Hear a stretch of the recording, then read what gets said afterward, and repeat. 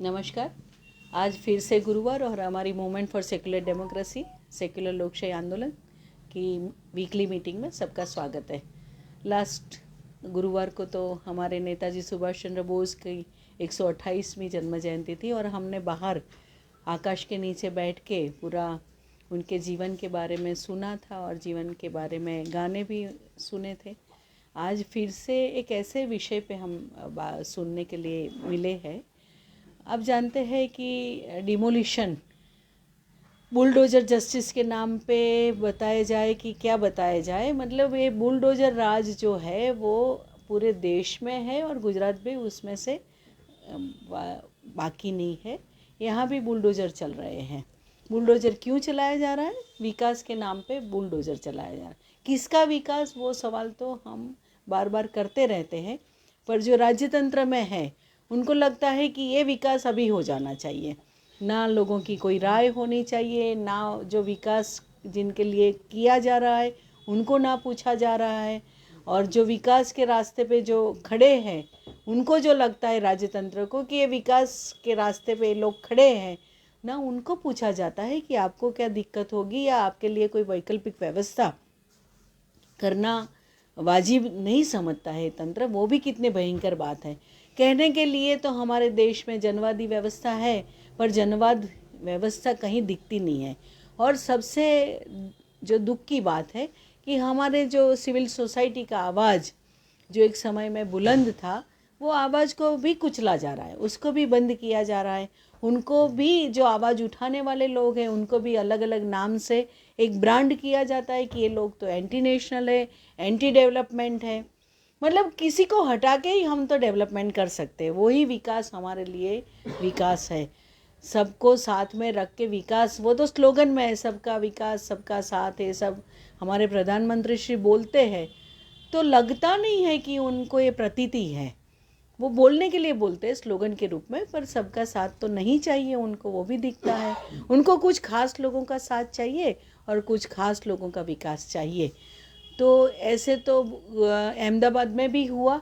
यहाँ जो पूर्व अहमदाबाद है, eastern part of Ahmedabad city, जो सबसे ज़्यादा गरीब लोग वहाँ बसते हैं, ये वेस्टर्न पार्ट ऑफ अहमदाबाद है, वो पॉश एरिया माना जाता है, जहाँ पैसे वाले धनिक और हायर मिडिल क्लास लोग रहते हैं। पर ये पूर्व अहमदाबाद में भी बुलडोज़र चले, ना कोई नोटिस दिया गया, ना उनको कोई वैकल्पिक व्यवस्था की गई, और उनको हटाने के लिए जैसे पता नहीं अभी ही हटाना है। ऐसा तो बहुत सारे मकान कॉरपोरेशन के खड़े हैं, खाली है, उनमें उनको बसाया जा सकता है, पर वो नहीं किया। मुझे याद है रिवर फ्रंट का जो यहाँ हुआ था, तब अन्ना हजारे जी यहाँ आए थे और हम उनको पहले ही रिवर फ्रंट में ले गए थे कि आप देखिए गुजरात मॉडल कैसा है। ये गरीब लोगों के हटा के उनको रिवर फ्रंट करना है। और किसके लिए रिवर फ्रंट कर रहे हैं भाई? किसने मांगा है रिवर फ्रंट चाहिए? और आप लोगों को बता दूं मैं कि हमारे रिवर फ्रंट पे ऑटो रिक्शा वाले रिक्शा नहीं ले सकते। क्यों? क्योंकि वो लोग तो न्यूसेंस करते हैं। वाह, बताइए। और रिवर फ्रंट पे जाना है तो आपके पास गाड़ी चाहिए या आपके पास टू व्हीलर चाहिए। आप ऑटो में रिवर फ्रंट नहीं जा सकते। आप वो फ्लावर पार्क, फ्लावर एग्जीबिशन भी देखने नहीं जा सकते हैं। आप अटल ब्रिज भी नहीं जा सकते हैं। आपको ऑटो में जाना है तो आपके लिए वहाँ प्रोहिबिशन है।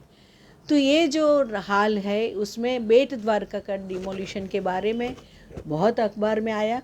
हम जानते हैं गुजरात के पास बहुत बड़ा लंबा सफ़र, सागर का किनारा है, सी शोर है, उसका बहुत हम बड़ा ज़ोर शोर से क्लेम करते हैं 1600 किलोमीटर। और अभी नई जो इमेजेस आई है उसमें 700 किलोमीटर ऐड हुआ है। वो भी एक अजीब बात है, वो उसमें मैं नहीं जा रही हूँ। पर ये जो पूरा हमारा लंबा सागर किनारा जो है, जिसमें मछुआरा कम्युनिटी ने उसको प्रोटेक्ट किया है, उसको पाला है, वो चेरिया का ये हो या मैनग्रोव्स का हो, जिसको गुजराती में चेरिया बोलते हैं, वो मैनग्रोव्स का, उसको प्रोटेक्शन किया, संभाला। जैसे आदिवासी लोगों ने जंगल को संभाला, ऐसे मछुआर कम्युनिटी ने सागर को संभाला है। पर ये बात सरकार या राज्य तंत्र को ये बात रास नहीं आती है। वो नहीं मानते हैं कि मछुआरा कम्युनिटी इसको देखभाल कर रही है। उनको तो वहाँ से लोगों को हटाना है। ये एनक्रोचमेंट जब बोलते हैं शब्द, तो एनक्रोचमेंट जब होता है तो राज्य तंत्र वाले क्या सो जाते हैं? वहाँ नहीं देख सकते हैं? एनक्रोचमेंट होने देना, फिर एनक्रोचमेंट हटाने के नाम पे बड़ा तालियां लेना, पॉलिटिकल माइलेज लेना, ये क्या हमारे तंत्र की पद्धति हो गई काम की? ऐसा सवाल होगा हमें। तो आप बेट द्वारका में जो डिमोलिशन हुआ और वहाँ जो विकास के नाम पे जो हुआ, उसमें हमारे अहमदाबाद से एक फैक्ट फाइंडिंग टीम गई थी, association for protection of civil rights की वो टीम थी। उसमें हमारे पीयूसीएल के साथी आज एडवोकेट होजेफा उज्जैनी भी थे, और इसलिए आज उनको हमने बुलाया कि ये बेट द्वारका को लेके जो मीडिया का नैरेटिव है वो मोस्टली गवर्नमेंट का नैरेटिव होता है, पर एक ऑल्टरनेटिव नैरेटिव वहाँ के लोग क्या बोल रहे हैं। और जो सबसे बड़ी दिक्कत की बात अभी गुजरात में हो रही है कि ऐसे दिखाया जा रहा है कि एनक्रोचमेंट करने वाले लोग वो दूसरे लोग हैं, जो हम नहीं है, वो दूसरे लोग हैं, वो अदर है, वो हमारे विरोधी हैं, वो दूसरे धर्म में विश्वास करने वाले लोग हैं, इसलिए वो एनक्रोचमेंट करते हैं, इसलिए उनको हटाना ज़रूरी है। राष्ट्रीय सुरक्षा का भी बात आ जाता है। राष्ट्रीय सुरक्षा में ना रिलायंस की रिफाइनरी दिक्कत में आती है, ना अदानी पोर्ट दिक्कत में आते। राष्ट्रीय सुरक्षा में ये जो गरीब मछुआरा कम्युनिटी के लोग जो अपने झोंपड़े बांध के रह रहे, वो लोग राष्ट्रीय सुरक्षा के लिए खतरा है। मतलब आपका वीकनेस कितना है आपके तंत्र में, क्या आप वो नहीं देख सकते, नहीं ये कर सकते? उसके लिए लोगों को हटाना पड़ेगा, लोगों के घर गिराने पड़ेंगे, बच्चों को शिक्षा से वंचित करना पड़ेगा, महिलाओं को अपने प्राइवेसी का राइट का वायोलेशन करना पड़ेगा। ये क्या है? ये सब सवालें हमारे मन में आएंगे, और ये सब सवालों के जवाब भी होजेफा भाई के पास होंगे। वो एडवोकेट है और वो फैक्ट फाइंडिंग टीम के people's union for civil liberties की ओर से मेंबर के रूप में गए थे। तो आज हम उनके पास से जानेंगे कि बेट द्वारका के डेमोलिशन का फैक्ट हकीकत में क्या है। मैं रिक्वेस्ट करती हूँ होजेफा भाई को, और धन्यवाद करती हूँ एमएसडी में बोलने के आने के लिए टाइम निकाला उन्होंने। एडवोकेट होजेफा उज्जैनी।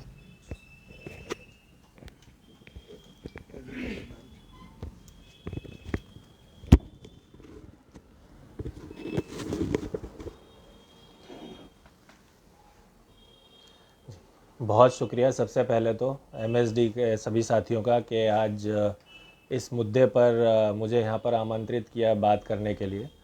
तो जैसे मीनाक्षी जी ने बात किया कि एपीसीआर ने एक फैक्ट फाइंडिंग के एक एपीसीआर ने ये शुरुआत की फैक्ट फाइंडिंग की, उसमें मैं पीयूसीएल के ओर से एक सदस्य के रूप में गया था इस फैक्ट फाइंडिंग में। तो सबसे पहले मैं बात करूँगा भूमिका की कि हम क्यों गए।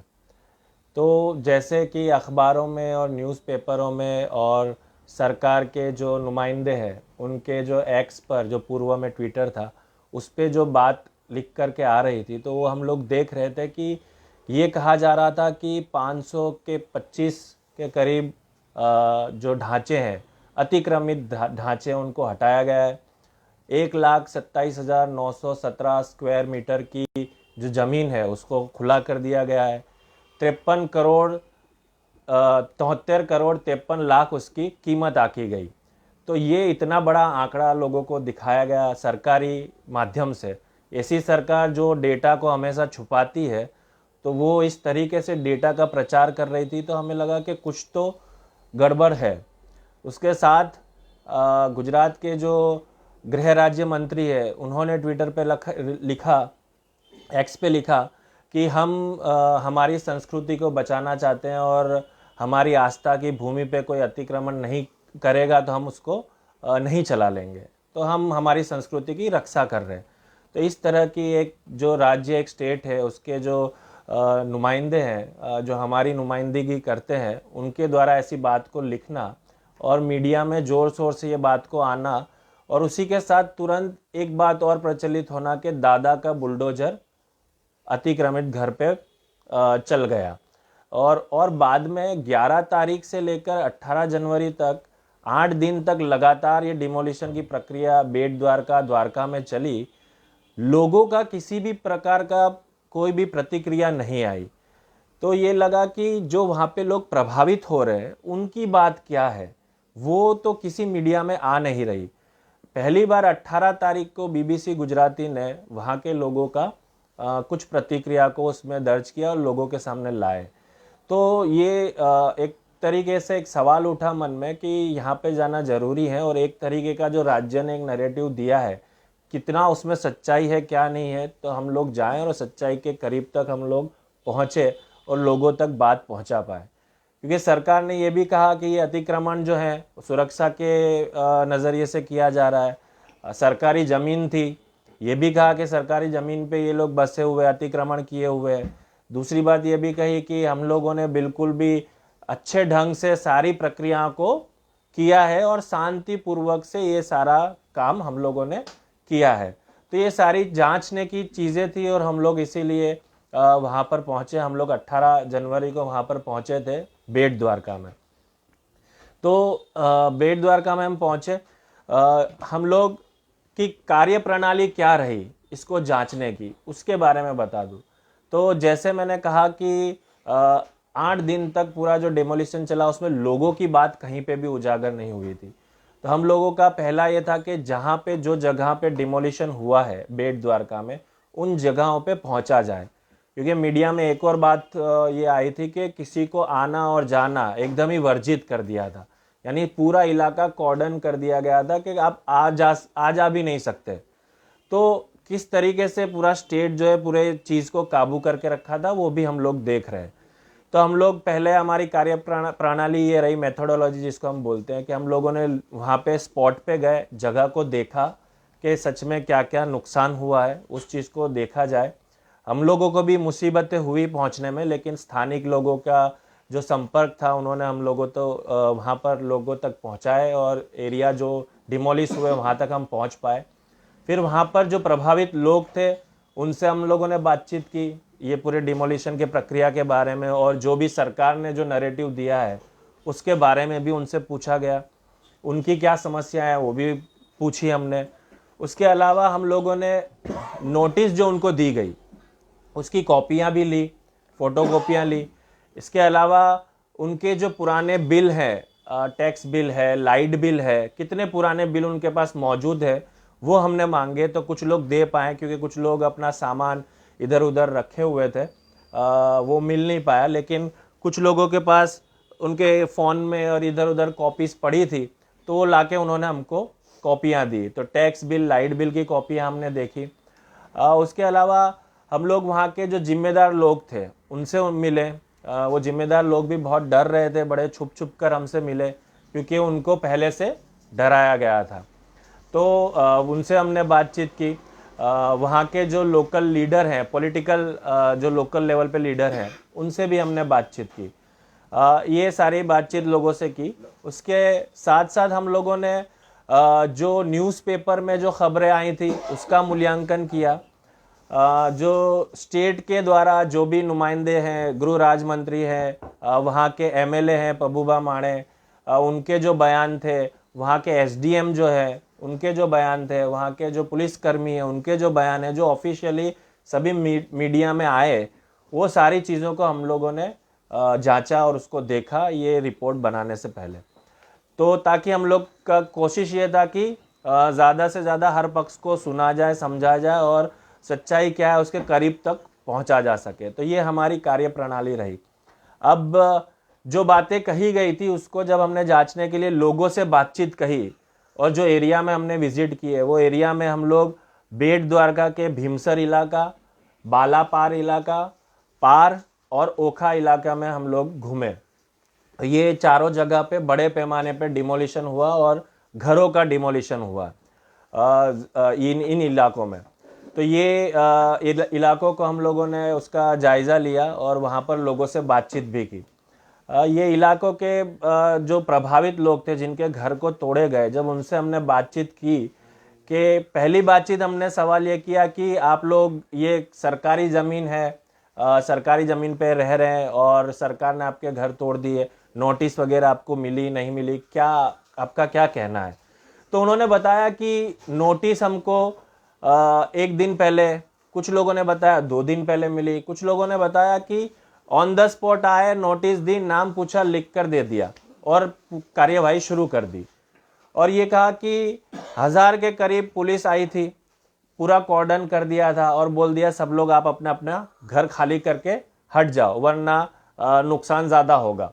तो डर के मारे वो लोग सब अपने अपने जो घर थे खाली करके हट गए और एक जगह पे वहाँ पे उनको कॉर्डन कर लिया गया और उन्हीं के सामने उनके घरों को तोड़ दिया गया। लोगों ने ये भी बताया कि हम तो यहाँ पे सालों से रह रहे हैं, 50-50 सालों से यहाँ पे रह रहे हैं और जो मंदिर है मंदिर में जो नाव जो चलती थी वो नाव हम ही लोग चलाते थे, मछुआरे हैं हम लोग, और जो तीर्थ यात्री आते थे उनको लाना ले जाना मंदिर तक वो काम हमारा बरसों से यहाँ पे रहा है। तो हम कैसे सालों से रह रहे हैं और हमारे मकानों को हटा दिया गया। बड़ी इंटरेस्टिंग बात लोगों ने ये भी कही कि इतने सालों से ये चल रहा था तो जो सिग्नेचर ब्रिज जो बनाया, जो सुदर्शन सेतु बना, उसके बाद से हमारा जो नाव का जो धंधा था वो टूटा। नाव का पहले रोजगार ही छीन ली, उसके बाद घर भी छीन लिए। ये बात लोगों की तरफ से आ रही थी। फिर हमने कहा कि भाई हमने लोगों से पूछा सभी इलाकों में कि भाई सुरक्षा का सवाल है, यहाँ पे कोई केस बना है, कुछ घटनाएं घटी है, ड्रग्स का मामला हुआ है, सरकार का ऐसा कहना है इसके लिए आपको हटाया गया है। तो लोगों ने बताया कि भाई ऐसा तो कोई केस कहीं पे बना नहीं है, एटलीस्ट यहाँ पे तो नहीं बना है। 2 केस के बारे में उन्होंने भी सुना था तो कहा कि भाई वो तो छोटे मोटी चोरी का केस था और बहुत ही कम मात्रा का जो लेन देन होता है ड्रग्स का वो उसका एक मामला था और उसको तो पुलिस ने निपटा दिया। तो सरकार जो कह रही है वो गलत कह रही है। लोगों में से एक व्यक्ति ने ये बात कही कि भाई अगर ड्रग्स का ही मामला है तो मुंद्रा पोर्ट में तो इतना बड़ा जखीरा पकड़ा गया जिसके अदानी के अधिकार क्षेत्र में ये पूरा आता है, तो सरकार ने उनके खिलाफ तो कोई कार्रवाई नहीं की है। यहाँ पे नहीं है फिर भी एक तरीके से जो एक्यूजेशन करके हमारे पे ये पूरा बुलडोजर चलाया गया है। तो ये लोगों के ख्यालों में भी ये सारी बातचीत तो है। ये लोगों ने ये बात कह रहे हैं कि जब लोगों से पूछा जा रहा है कि आप क्या कह रहे हैं, फिर लोगों को कहा कि हम लोगों ने पूछा उनसे कि भाई और आपको क्या लगता है कि क्यों ये सारी चीज़ें हुई, आपको क्या लगता है। तो लोगों ने कहा कि देखिए एक तो है कि सरकार यहाँ पे तो सब शांति से रह रहे, बरसों से रह रहे, लेकिन सरकार जो है वो विभाजन करना चाहती है। अब ज़्यादा से ज़्यादा नुकसान मुसलमानों का हुआ है, सारे मछुआरे हैं, तो अब हमारे दिलों में भी ये जो अलग अलग समाज है उनके मन में भी एक विभाजन की भावना आ रही है और इससे क्या होता है कि दूरियां बढ़ती है।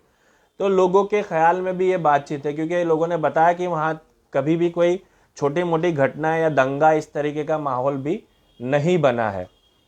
तो ये लोगों के साथ जब बातचीत की तो ये सारे मुद्दे सामने आए, फिर हमने उनका नोटिस वगैरह देखा, ये सारी चीज़ें हुई। दूसरी बात बहुत लोगों ने पॉलिटिकली भी हमने जांचने की कोशिश की कि क्या मामले हैं।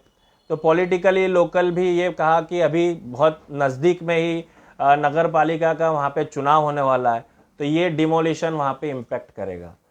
कुछ सालों पहले जब चुनाव का प्रचार हुआ था तब भी इस डिमोलिशन की बात कही गई थी और वो कर दी। और ये जो एरिया में डिमोलिशन हुए वहाँ के जो वोटर है वो गैर बीजेपी के वोटर है, तो ये बिल्कुल नगर पालिका के चुनाव के इलेक्शन में असर करेगा। दूसरा लोगों ने कहा कि यहाँ पर एक कॉरिडोर भी बनने वाला है, कॉरिडोर के बनने के चक्कर में ये लोगों के घर ये लोगों ने तोड़ दिए। हमने पूछा कि आप तो गैर कानूनी यहाँ पे रह रहे हैं, सरकारी ज़मीन है, तो लोग बड़ा वहाँ पे अच्छा शब्द यूज़ करते हैं, मफतिया प्लॉट में रह रहे हैं। लोग ये कहते हैं ये मफतिया प्लॉट है, मफतिया प्लॉट में हम रह रहे थे, लेकिन मछुआरे तो बोले सालों से दरिया किनारे पे इसी तरह से रहते हैं। तो ये मफतिया प्लॉट सरकार की जो ज़मीन होती है वो तो लोगों की ही होती है।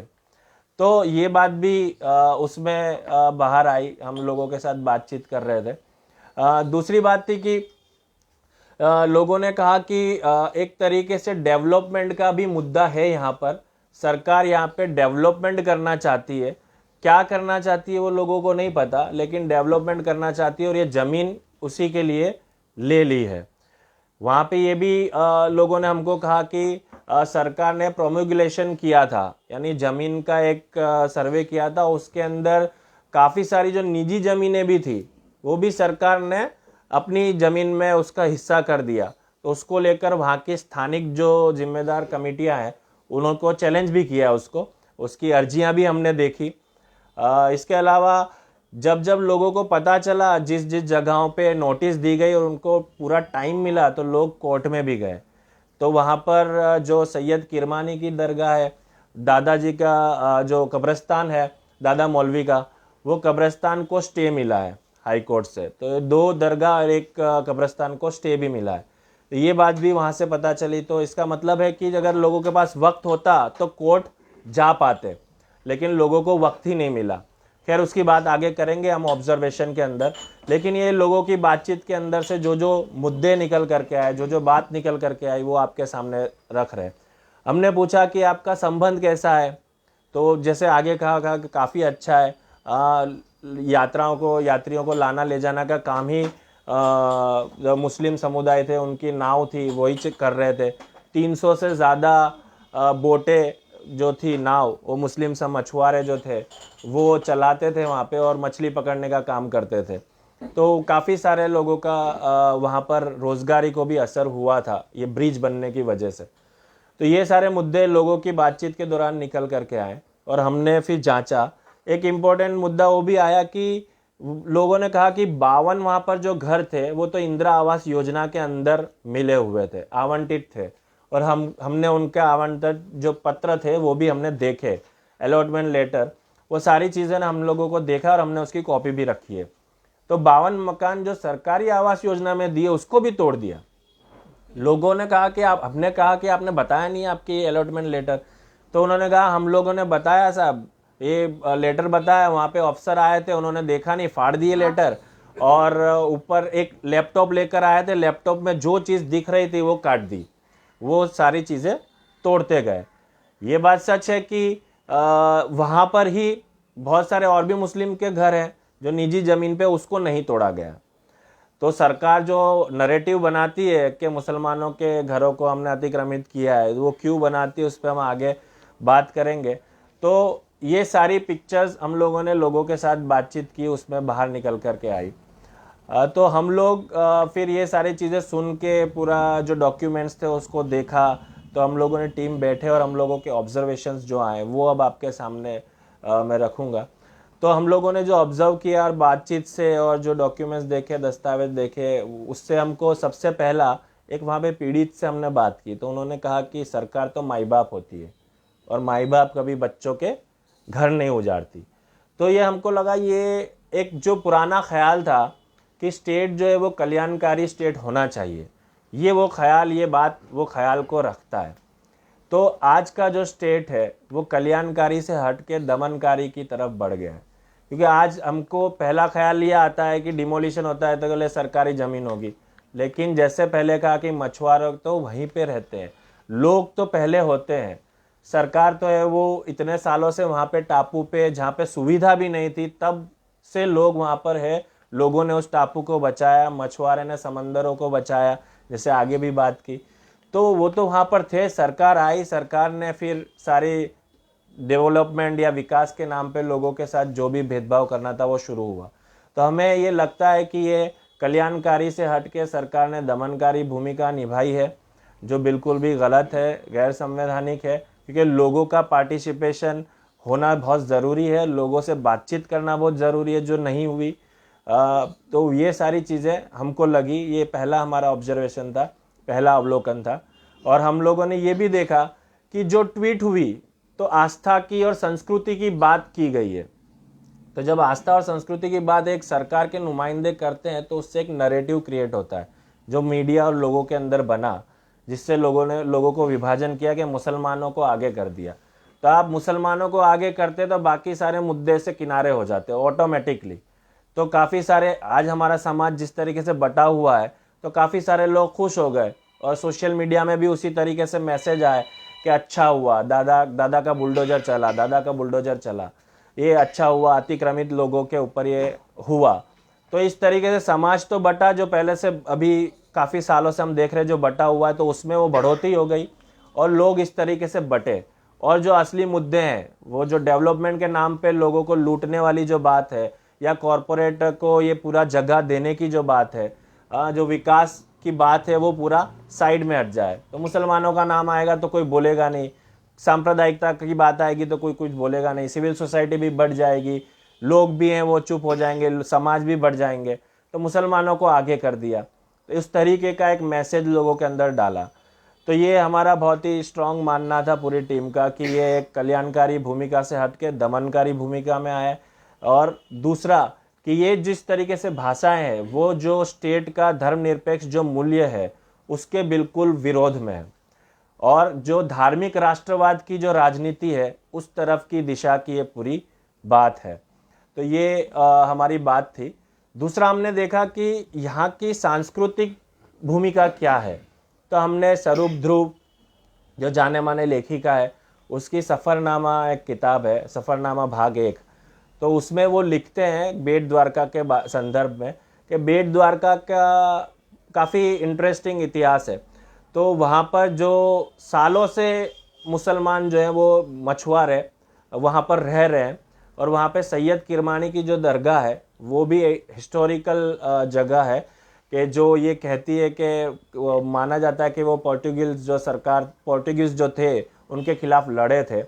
और साथ ही साथ वहाँ पर हिंदू संस्कृति का भी बहुत अहम जो मान्यताएं हैं, जो श्री कृष्ण का वहाँ पर जो मंदिर है छोटे छोटे, वो सुदामा के साथ उनका जो व्यवहार हुआ है वो माना जाता है, वो जगह है।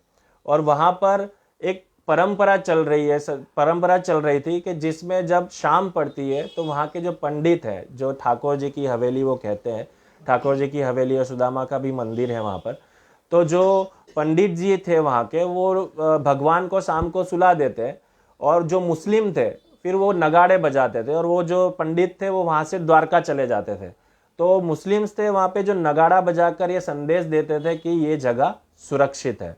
तो ये जो पूरा मिली जुली संस्कृति की बात थी, ये जो आपसी जो बात थी, तो वो कहते हैं कि वो 90 के दशक से एक तरीके का माहौल ये बना। वो दर्ज भी करते हैं कि जो नाव मछुआरे लोग यात्रियों को ले जाते थे जो मुस्लिम थे, और 90 के दशक में विश्व हिंदू परिषद ने वहाँ पे नाव चलाई और मुस्लिम्स के रोज़गार को निशाना बनाने की कोशिश की, और कुछ जो लोगों के अंदर गैर मान्यताएं और आपसी विभाजन की जो राजनीति वो चलाने की कोशिश की। तो उनकी किताब में ये दर्ज करते, तो वहाँ से हमने उसको चीज़ को देखा, तो ये समझ में आ रहा है कि कैसे सांस्कृतिक भी ये सवाल है, कैसे एक संस्कृति की बात की जा रही है। तो वो मिली जुली जो संस्कृति की जिसकी कल्पना हम करते हैं, जो गंगा जमुना तहजीब की जो बात करते हैं, उस पर भी ये सीधा हमला है। तो एक तीर तो चलाया जिसके बहुत सारे निशाने लगाए गए। तो ये हमने देखा कि ये एक उस तरीके का पूरा मामला है। और जो विकास के नाम पे जो विनाश किया जा रहा है, या हम उसको कहते हैं कि पूरा आतंक जो किया जा रहा है, वो भी एक सवाल था जो लोगों को दबा दिया है। तो एक फांसीवादी जो राज्य का जो चरित्र होता है, जिसमें सांप्रदायिकता का चेहरा आगे करके बाकी सारे चीज़ों को दबा दिया जाए और उसको कॉर्नर किया जाए ताकि लोग एक साथ में लामबंद ना हो पाए, वो क्लियरली हमको दिख करके आया।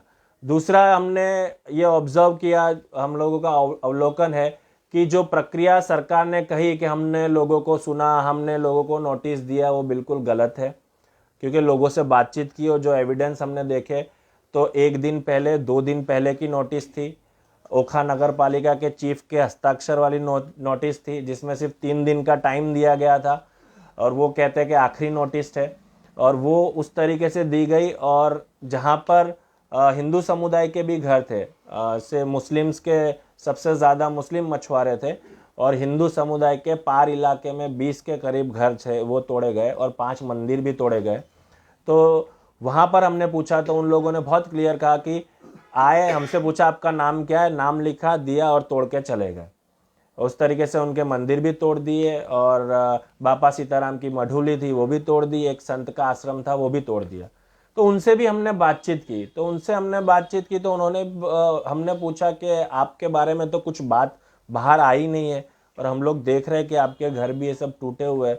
तो वहाँ पर एक बहन थी, उन्होंने कहा कि सरकार और यहाँ के कुछ लोग आते हैं, हमने बोला कि हमारे बारे में कुछ बोलो, तो बोल रहे हैं कि बहुमत जो समाज है उसको बुरा लग जाएगा, मंदिर टूटने की या हिंदू समाज के घर टूटने की बात जो बाहर आई तो उनको बुरा लग जाएगा।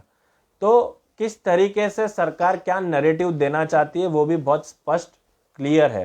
तो जानबूझ के ऐसी बातें रखना ताकि लोग विभाजित हो जाए। तो ये बात वहाँ से भी पूरी निकल करके आई।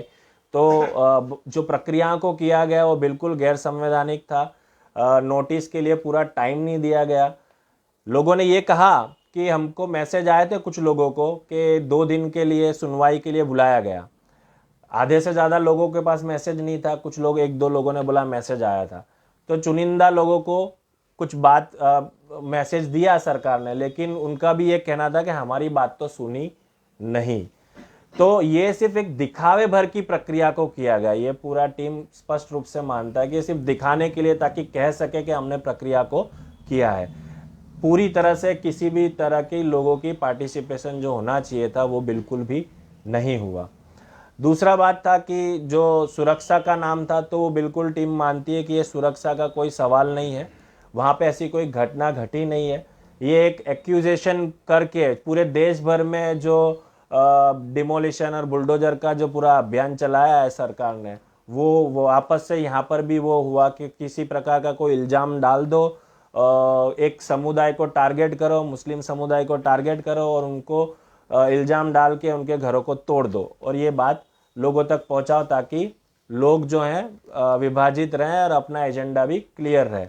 तो ये टीम ने भी ये माना है बिल्कुल बहुत ही गलत तरीके से चीज़ों को किया और ये एक्यूजेशन भी बिल्कुल झूठा एक्यूजेशन डाला गया है। तीसरी बात थी कि सरकारी ज़मीन, तो हाँ, सरकारी ज़मीन पे ही लोग बसे हुए थे, सालों से बसे हुए थे। जैसे मैंने आगे भी कहा कि मफत या प्लॉट वाली जो बात है, तो सरकार और मछुआरे जो होते हैं वो इसी तरह दरिया के किनारे 500 मीटर के करीब में ही रहते हैं, वहीं पे बसते हैं, अपना आजीविका को करते हैं। उसी तरीके से ये लोग भी वहाँ पर बसे हुए थे, सालों से बसे हुए थे और टैक्स दे रहे थे। कुछ लोगों की टैक्स की जो हमने कॉपियाँ देखी वो 20 साल पुरानी थी, लाइट बिल देखे वो 10-15 साल पुराने थे। तो सरकार पता थी इतने साल वो सरकार क्या कर रही थी और आज उन्होंने क्यों इस तरीके से लोगों का घर तोड़ा, ये सवाल पूछना ज़रूरी होता है। दूसरी बात थी कि सरकार ने ये भी कहा कि हम नागरिक सुविधा करना चाहते हैं। तो एक नागरिक की सुविधाओं को आप ख़त्म कर रहे हैं, तो दूसरी कौन से नागरिक है जिसकी सुविधाओं की आप बात कर रहे हैं। यानी सरकार नागरिकों के बीच में बहुत क्लियरली डिफ्रेंशिएट करना चाहती है।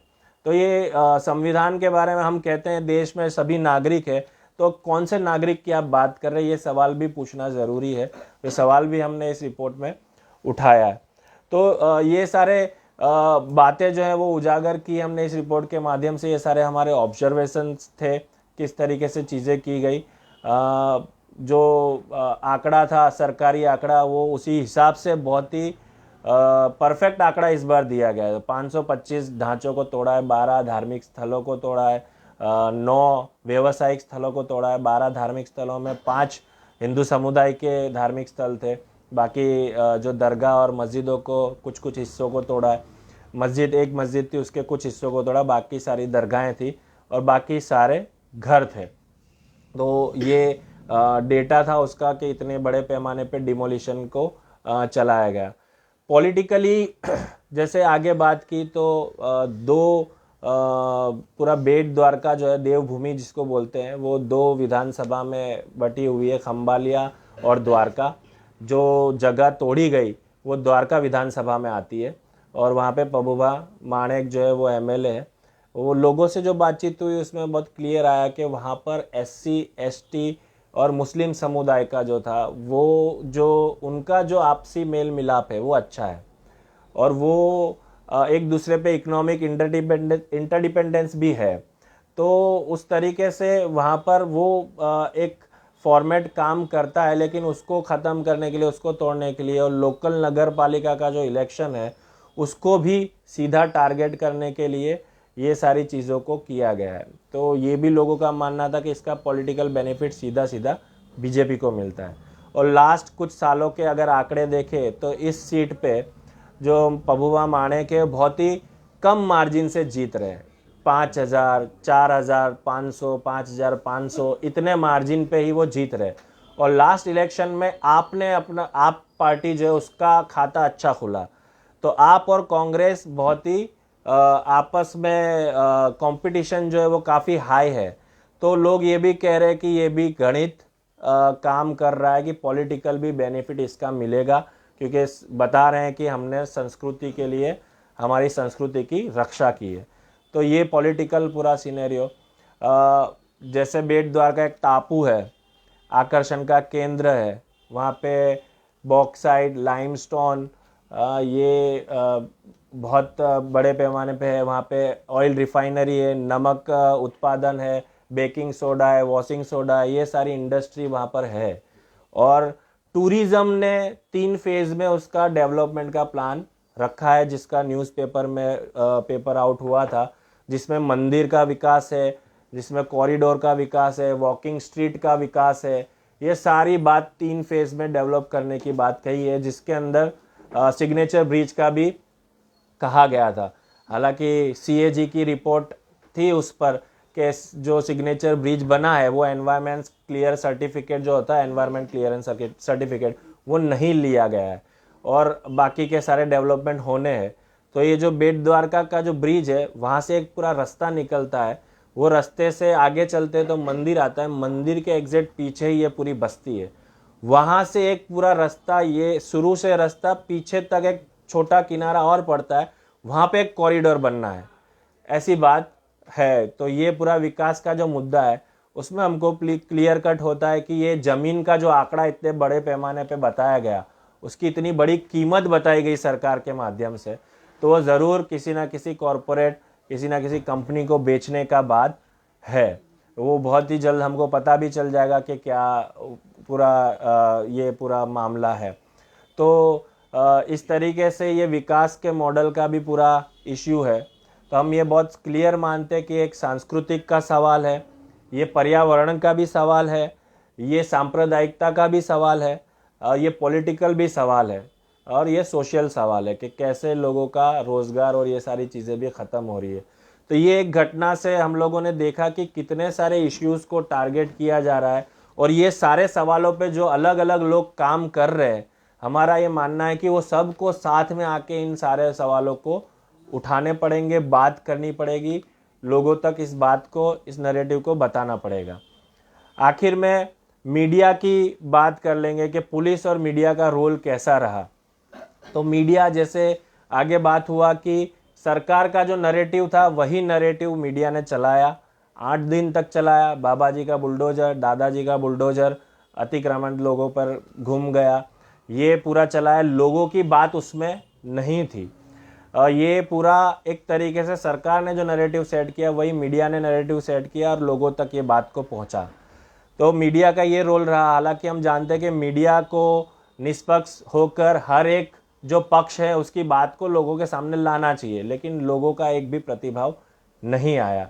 जैसे पहले भी मैंने कहा कि सिर्फ बीबीसी ने, फिर बीबीसी गुजराती जो है 18 तारीख को उन्होंने पहली बार वो डाला लोगों का प्रतिभाव, और कुछ यूट्यूबर्स हैं इंडिपेंडेंट जो पत्रकारिता करते हैं, उन्होंने लोगों की बातों को लोगों के बीच में लेकर के आए।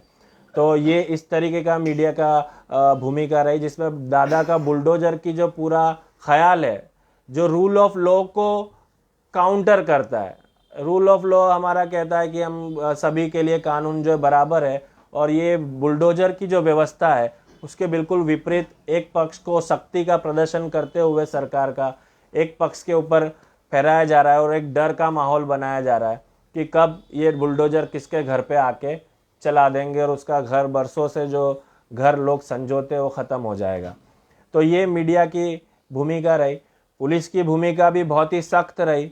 जैसे पुलिस ने बयान दिया, पुलिस के अधिकारी ने कहा अभी प्रक्रिया पूरी शांतिपूर्ण रूप से हुई, लेकिन आप किसी के घर के आगे कॉर्डन कर लेते हैं, उनको डराते हैं कि अगर आप कुछ भी बोलें, एक फ़ोटो भी आपने खींचा या एक वीडियो भी आपने किया या आपने ट्वीट किया या कुछ भी सोशल मीडिया पे डाला तो आपको जेल हो जाएगी।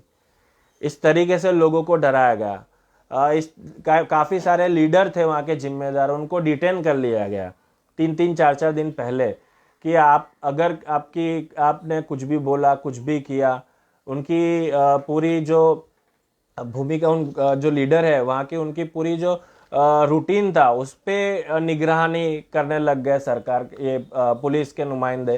तो इतना डर का माहौल के बीच में कोई क्या अपनी बात रखेगा, कोई क्या अपना छोटा सा प्रतिकार भी कर पाएगा। तो ये पुलिस की भूमिका रही। हालांकि किसी के साथ शारीरिक हिंसा नहीं हुई, तो वो अच्छी बात कह सकते पॉजिटिवली। अब इतना सारा हुआ, उसमें सिर्फ एक चीज़ ये नहीं हो पाई, और डर और खौफ का माहौल पुलिस ने बराबर बना के रखा। तो ये पुलिस की भूमिका रही।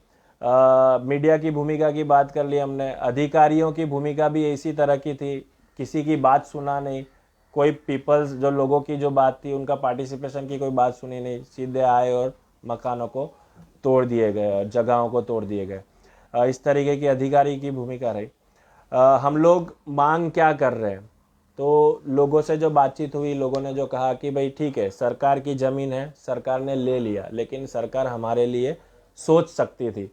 तो ये कल्याणकारी भूमिका का जो स्टेट होता है उसकी भूमिका का ये अहम हिस्सा होता है, उसकी ड्यूटी होती है सरकार की कि पहले अपनी जनता के बारे में सोचे। तो हमने ये पहली डिमांड की है कि जो मछुआरे जो समुदाय है जहाँ पे रह रहे थे उसी के पास वहीं पर ज़मीन देके उनको बसाया जाए, क्योंकि उनकी आजीविका वहीं पर है। मछुआरे हैं, मच्छी पकड़ते हैं, कहीं और हटा देना कोई मतलब नहीं है। तो वहीं पे उनको वापस से मकान बनाया जाए, उनकी रोज़गारी सुनिश्चित की जाए, और बच्चों का जो शिक्षण खराब हुआ है वो भी तत्कालीन उसको देखा जाए, क्योंकि काफ़ी सारे बच्चे, 400 के करीब बच्चे वहाँ पर थे जो अभी स्कूल नहीं जा रहे। वहाँ की प्राइमरी स्कूल में जा रहे थे, वो सारे बच्चे अभी स्कूल नहीं जा रहे। तो शिक्षा की बात कर रहे हैं, तो ये बच्चों की शिक्षा का क्या। तो हमने ये डिमांड किया कि बच्चों की शिक्षा भी सुनिश्चित की जाए। दूसरा हमारा डिमांड है कि मछुआरा जो पूरा समुदाय है उसके लिए पूरे गुजरात में कोई पॉलिसी नहीं है, तो उसके रिहेबिलिटेशन के लिए, उसकी आजीविका के लिए, उनके शिक्षा के सवाल के लिए, उनके स्वास्थ्य के सवाल के लिए एक बेहतर एक पॉलिसी को बनाया जाए, उनको शामिल करके, उनका पार्टिसिपेशन के साथ। तीसरी हमारी बात, ये हमारा डिमांड है कि जो जब तक रिहेबिलिटेशन नहीं होता तब तक उनको एक कैश डोल दिया जाए, ताकि वो अपना जो रोज़गारी को नुकसान हुआ है वो उसकी भरपाई हो पाए और वो वहाँ पर सस्टेन रह पाए और कहीं और ना चले जाएं, जिसकी शक्यताएं बहुत है, क्योंकि अभी तक सरकार की किसी प्रकार की कोई भी मदद नहीं पहुंची। इवन एमएलए या कोई भी अधिकारी वहाँ मिलने तक नहीं गया है लोगों को, जो वहाँ के क्षेत्र के लोग हैं। ये हमारी मांग है। चौथी मांग है कि जो हमारे राज्य के गृह मंत्री जो हैं वो जिस तरीके की ट्वीट कर रहे हैं, जिस तरीके से लोगों के अंदर जो विभाजन की जो बात कर रहे हैं, और जिस तरीके के ट्वीट से एक अलग तरीके का नैरेटिव बन रहा है, लोगों के अंदर वैमनस्य फैल रहा है और एक खौफ का माहौल फैल रहा है, उनकी ट्वीटों को, उनके जो बात है, कथनों को जांच होनी चाहिए, उसके खिलाफ और जांच होनी चाहिए और उसके खिलाफ कार्यवाही होनी चाहिए, कानूनी कार्यवाही होनी बहुत ज़रूरी है। तीसरी बात है कि जो भी अधिकारी हैं जिन्होंने गैर कानूनी, गैर संवैधानिक तौर से जो बर्ताव किया, एक डिपार्टमेंटल इंक्वायरी उनके खिलाफ होनी चाहिए। ये मोटी मोटी हमारी जो डिमांड है, ये इस तरीके की डिमांड हमने इस रिपोर्ट में उठाई है। अंत में 4 लाइन जो इस रिपोर्ट में भी लिखी गई है, जो मैंने लिखी थी, वो कह के मेरी बात को ख़त्म करूँगा कि ये समंदर हमारा, उसकी मछलियाँ हमारी, ये समंदर हमारा, उसकी मछलियाँ हमारी, उसकी ज़मीन पर छोटी सी बस्तियाँ हमारी। तुम लोग आए जालिम हुक्मरान बनकर, तुम लोग आए जालिम हुक्मरान बनकर और बिछाया ऐसा जाल, पल भर में ख़त्म हो गई हस्तियाँ हमारी। जो हम पर गुजरी है वो किसी पर भी ना गुजरे, जो हम पर गुजरी है वो किसी पर भी ना गुजरे, ऐसी सदा है कि इस तरह कभी किसी का घर ना टूटे। उम्मीद है तो बस इतनी, उम्मीद तो रखना पड़ेगा, उम्मीद है तो बस इतनी, हमसे हमारी सरजमी, ये मछलियाँ, ये समंदर की लहरें ना छूटे, ये समंदर की लहरें ना छूटे।